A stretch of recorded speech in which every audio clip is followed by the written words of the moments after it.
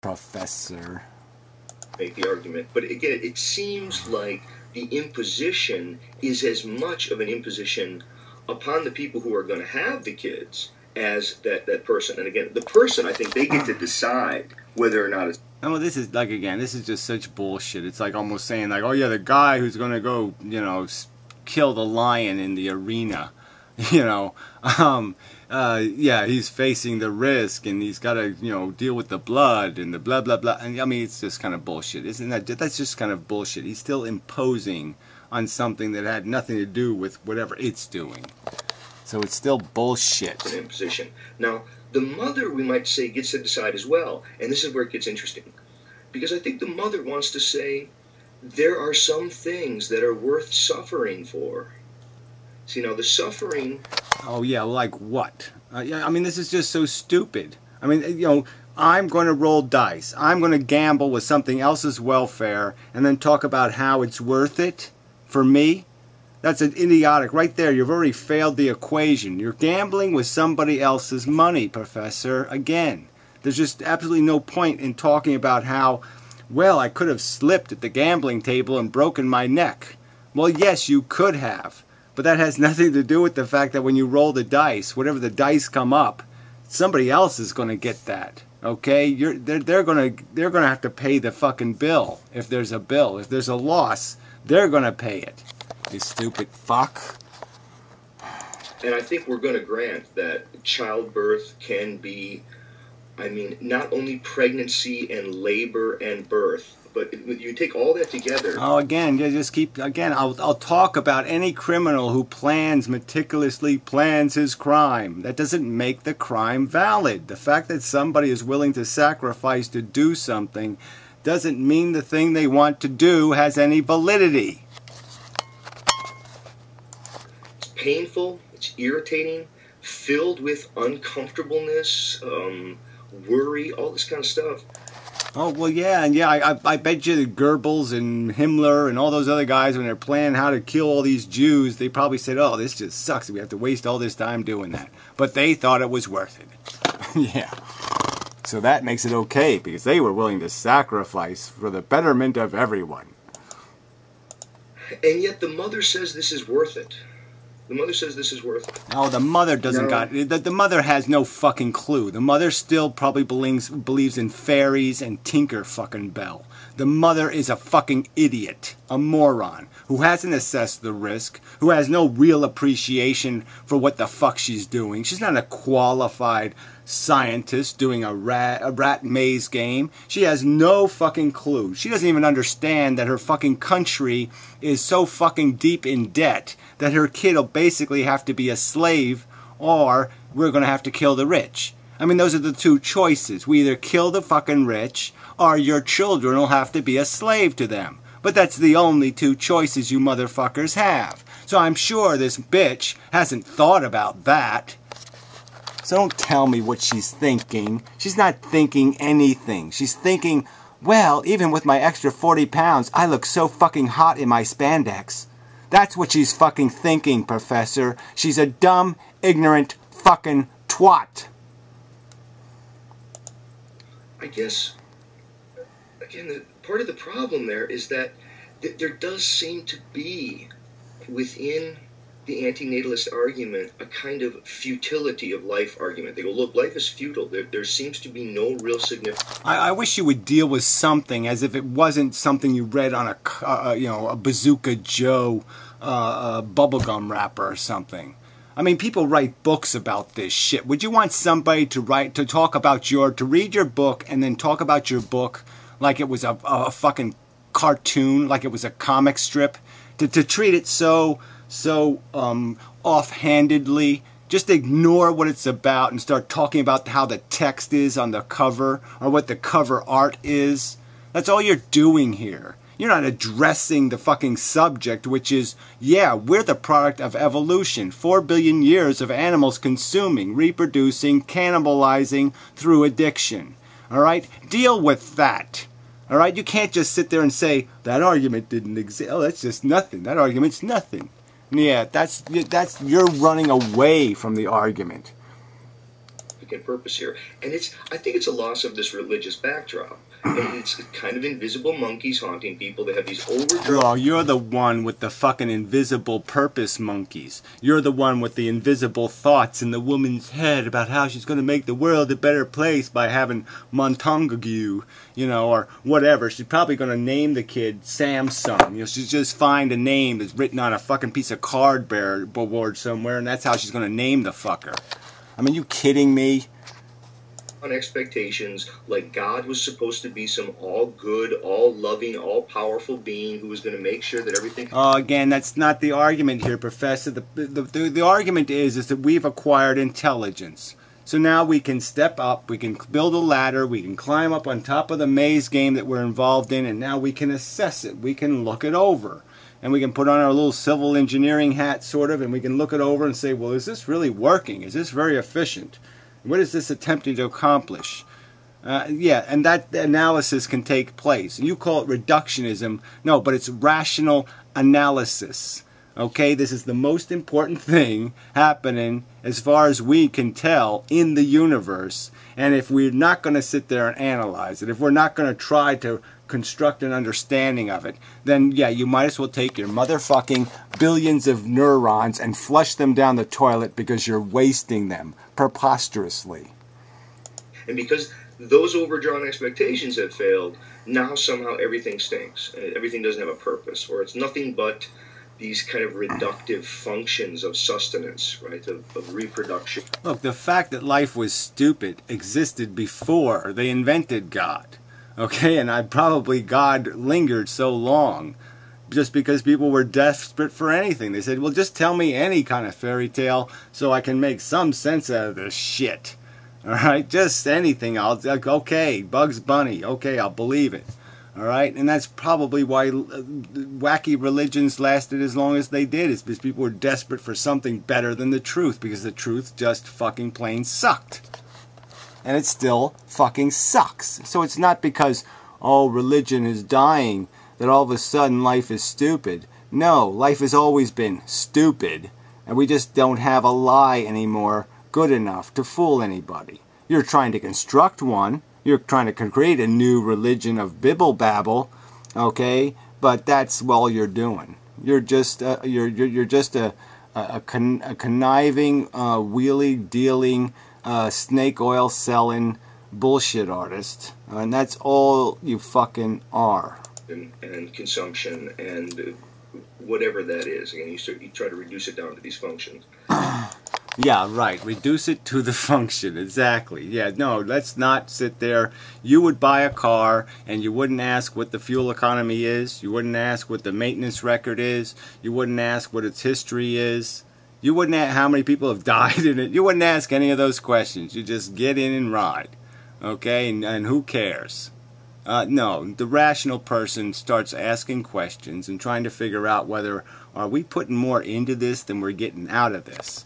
And that's a fucking reasonable question to ask, and I'm sorry, Professor, but you have no adequate response to the critique that maybe, quite possibly, in fact, life doesn't work. I think, again, the problem is one of meaning. That life does have meaning, and it especially has meaning for those people who can... Right, it has meaning to anybody who can make up some bullshit. Yeah, it has meaning as soon as you find a balloon pink enough to distract you and you're willing to chase it. It has meaning as long as you are stupid enough to think that your synthetic cheese doodle is real food. I mean, it has meaning if you're willing to ignore the truth. You can manufacture meaning. You can squeeze it into... reality. There's no law against it, but there is a rational argument to be made that is a rape of the truth, that is a high crime against intelligence, okay, to lie. And you're just lying when you start selling this snake oil. Recognize the gift character of life. Yeah, life is a gift. Now, is that a metaphor? Yes. Is it a better metaphor than life as an imposition? I would say yes. Yes, well, you would say yes, because but you're still wrong. It's not a metaphor. Again, the word imposition has a definition. So it's a descriptor. It's not a metaphor. So this is an inappropriate use of the word metaphor. And it is quite explicitly, by definition, an imposition. It can't be described as anything else. If I was to create an experiment and I generated little rats to run the experiment, I forced their production, there's no denying that I'm responsible, that I have imposed the circumstance on them. I can't undo that. I can't change that truth. That's a fucking truth. And it's a fucking truth. When you perpetuate life, you create life. And you're responsible for it. And if it's anything else but a gift, it's an imposition. I would say more people live by that metaphor. See, when Fred says... Yeah, well, important that you said they live by that metaphor. That means they live by the bullshit. And again, that's all you're selling. You're selling psychology. You're not selling philosophy. And this is outrageous. This is creation science. This is selling. You're attempting to disguise psychobabble as philosophy. And that's not what this crap is. Is antinatalism a dangerous idea? I would say it's not really, because it hasn't yet been an idea or a metaphor by which people live by. So if you take, is life an imposition? People don't live by that in a way that people do live by life. Well, whatever. Again, what people live by is irrelevant to a discussion of what the truth is. So again, you're not doing philosophy here. You're just doing... I don't even know what this is. It's not even psychology. It's socio-psychology. And you're not even analyzing it. You're not critiquing it. You're not doing anything constructive. You're just saying, well, this is what the majority of silly people do.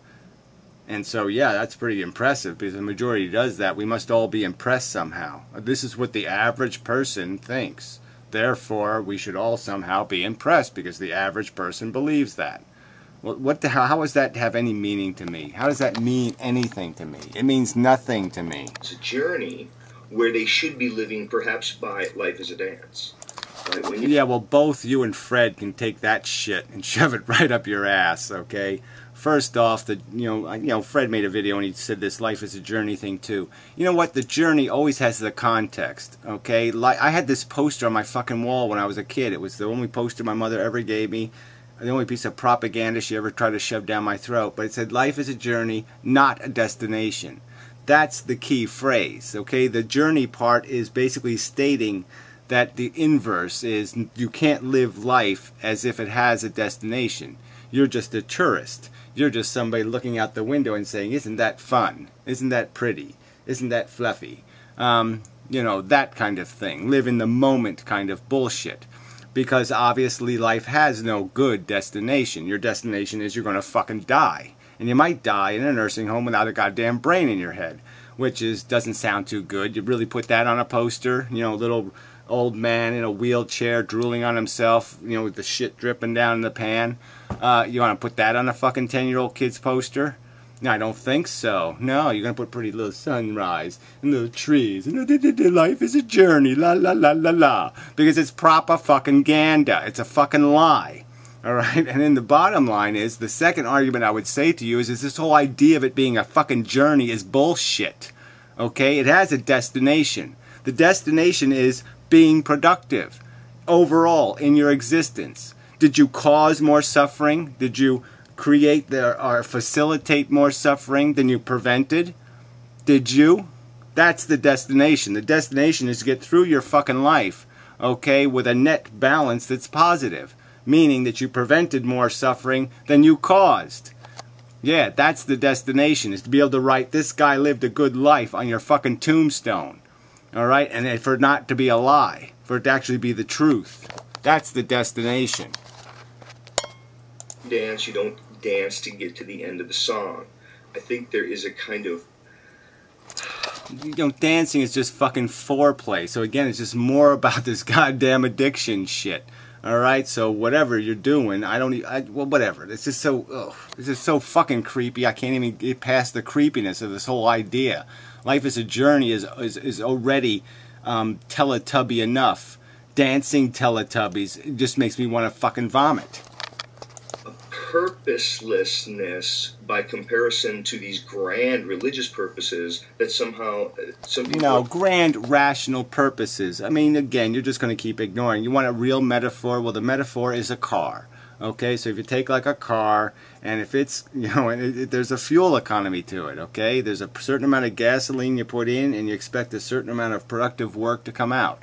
Well, if you're not getting that productive work, and you're putting in too much gas, it's a car you don't run. You don't turn the fucking key, alright? Because the equation won't fucking work. And that's the dilemma of the human condition. That's the dilemma of the sentient condition. We are need machines. By our existence, we create the need to go, and yet we don't. We inefficiently use fuel. So the going can never take place without leaving a ton of unsatisfied need or exploitation on the table. We're convinced that life isn't significant enough if it's just filled with walks with the dog and hanging out and meals with friends and good conversation. Oh, whatever. Again, all that crap can be turned into any kind of generic pink balloon. I'll give you some lead paint. All right, and you're going to find life funner and funner. The more lead paint I give you, the more you're going to enjoy your life. Do you want to enjoy it at that price? And that's all we're arguing here, isn't it? Isn't that really all this argument is about? Is you would like to live as a retard, I would not. Somehow it needs to be about more than that. Again, I think part of the problem is that, and I talked about it already with consumer capitalism, but that for many people, the most important aspect of life is multi-generationality and of children, of having children. I mean, babies. Well, why even talk about that? Again, another irrelevant point. The point isn't about, well, what are most people addicted to? And we'll just validate that addiction because it's the popular addiction. Is that all you're saying? All right? Because that's not what we're arguing. We're not arguing against that particular addiction. We're arguing against the whole notion of addiction. And we're arguing for the simple recognition that that addiction is no different than any other fucking addiction that compels human beings to climb mountains or, sail around the world in a rickety boat or fly around the world in a stupid balloon. All the little bullshit that obsesses people and they end up crashing and burning doing for absolutely no good reason. These are a really significant part of many people's lives because... And whose problem is that? Isn't that their psychological problem? Again, so why do I have to validate that? And see, but this is coming from a guy who says vegetarianism is a dietary choice. That's what he calls it, a dietary choice. Because he won't concede that there is this thing that motivates people called their logic and their understanding. And that it isn't a dietary choice. It isn't a taste preference. Okay? It's an action done because of rational motivators. Okay? By understanding that there's an equation that has to be served.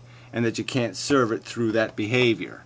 Well, the point is that the anti-natalist is saying directly to the face of the motherfucking birther, okay, that they haven't done the math. And that they should, at minimum, be able to explain why they don't have to. Give me a paragraph explaining why you can do your insane gambly games with a non-voluntary participant, and that somehow you have the authority to take that risk for them.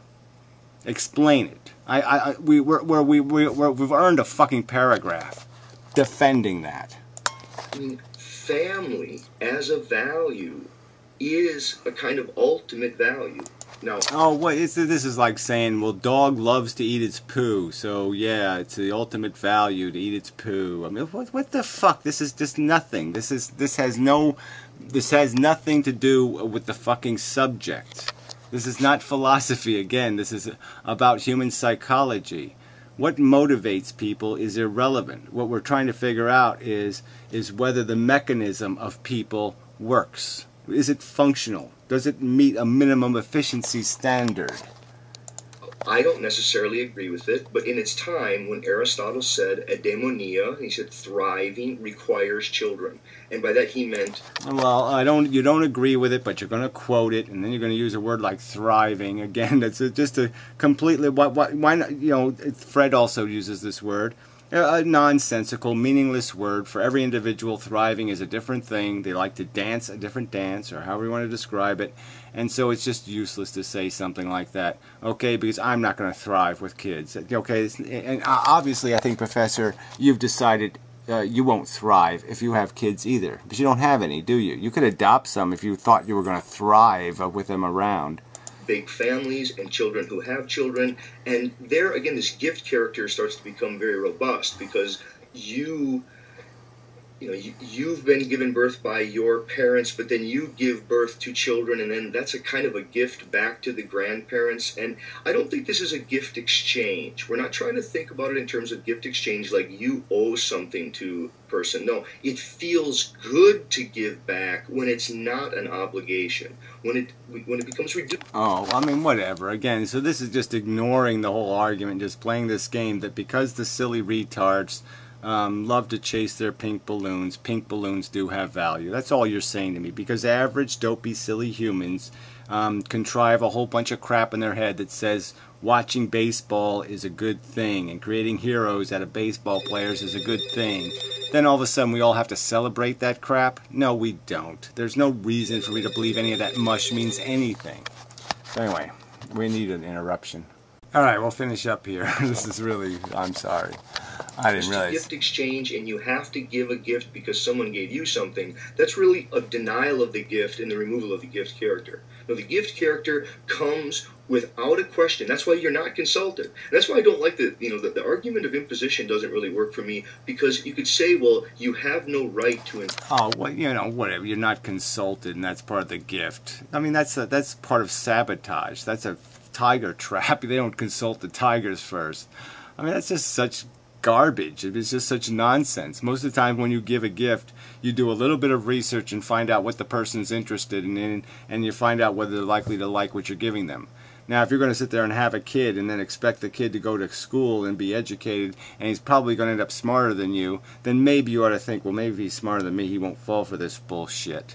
And so really, I probably shouldn't impose it on him. Impose sentience upon another person, but the person doesn't have anyone to speak for him or her except for us. And yeah, that's why we're speaking for them, the future. And we're saying there are people that you will commit to this life thing that aren't going to appreciate it. And because of that, you really have no right to play this game, because your winners aren't in pain. You're not on a rescue. So this is another metaphor. This is a real metaphor, right? Now, ambulances go really fast down the street and take a higher risk of creating a car accident. Well, they take that risk because they're on a rescue mission, so they can accept casualties because they're on a rescue mission. There is no rescue mission. There is no necessity to this child procreation thing. And we know that there's a risk that you're going to impose it on somebody who's going to resent the motherfucking hell out of you for it, okay, and hate your fucking guts for it.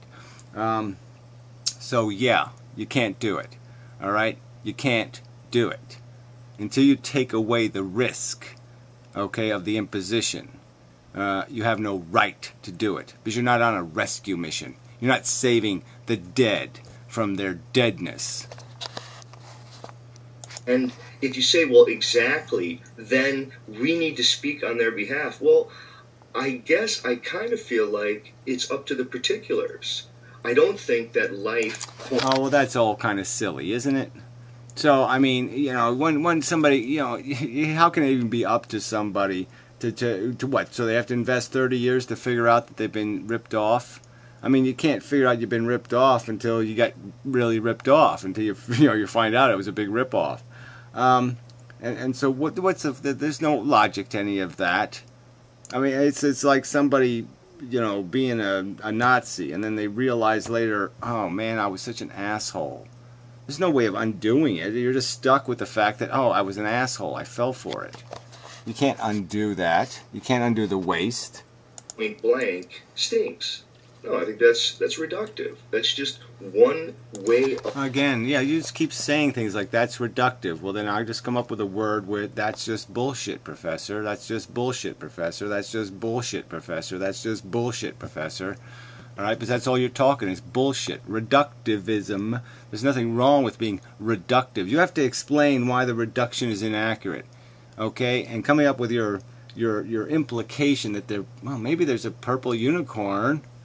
That's not an argument. You can't undo the logic of rational reductionism with an argument like, well, it doesn't account for the purple unicorn. I don't have to account for purple unicorns. Of reducing all of life's variety, the diverse experiences that are there, I do think there are better and worse lives, and I do think the quality of life is the issue. The opposite of the antinatalist is not the pro-natalist. It's a pro-lifer. People really got to get this straight. I mean, the confusion there seems to be that people are going, oh, you're... Oh, come on. This is just such bullshit. No, the opposite of an antinatalist is anybody who defends the perpetuation of the human race through reckless, irrational, unjustified God-playing.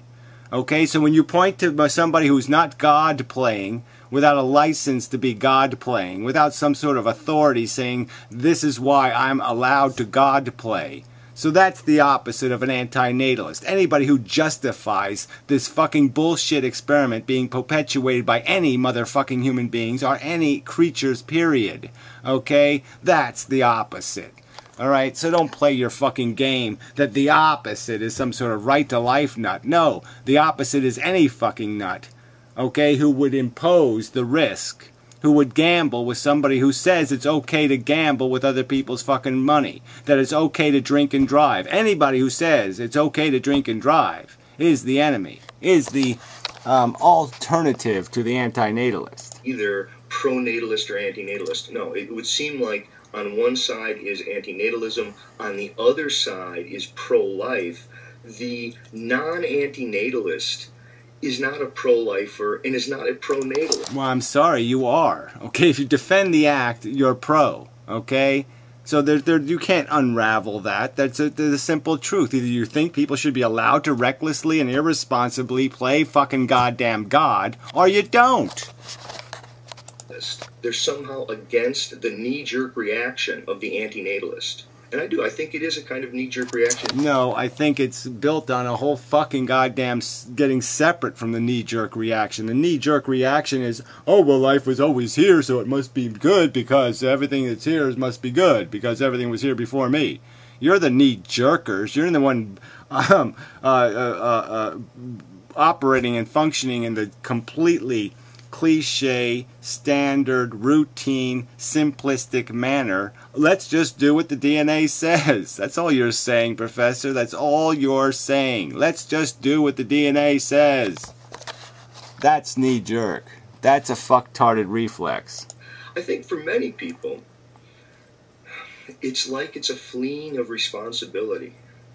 Now, somebody might say, no, it's the owning of ultimate responsibility. It's coming to terms with what we should do in light of the horror of having inflicted sentience upon a person without really consulting them, and now they have to live out their days. Well, no, it would seem like this. Once you're born and you've decided not to commit suicide, which I think is a very good decision. I want to give a shout out there. I want to post it. Oh, then, this is just such bullshit. So you're going to sit there and judge why somebody else should commit suicide or not. You're going to sit there and calculate for them what they should desire and how committed they should be to playing the game. I mean, that's just so fucking disgusting. You're going to tell other people how hungry they should be. I mean, fuck you. Fuck you. Video link down to Storm Goes Boom on her suicide is not the answer. Yes, suicide is not the right. answer. How do you know that? How the fuck do you know that? How do you know that? You don't know that. You have no fucking clue. If I take your desire away, Professor, if every meal you eat no longer tastes like anything, if you don't get an erection ever again, if I take away all your addictions, if I cleanse your ego of thinking there's any accomplishment in writing 10 books or having them gold-plated in the Library of Congress, if I take away all your capacity to accomplish anything that means a motherfucking thing to you, all right, and I leave you in that position of having absolutely no fucking hunger for any of this shit, alright? You're not going to make any fucking argument to me, alright, about how suicide isn't the answer. Yeah. No, I don't think so, Professor. Fuck you, you fucking arrogant motherfucker. life when some person has chronic pain and they're really caught with a right to die. Yeah, I'm going to grant that. But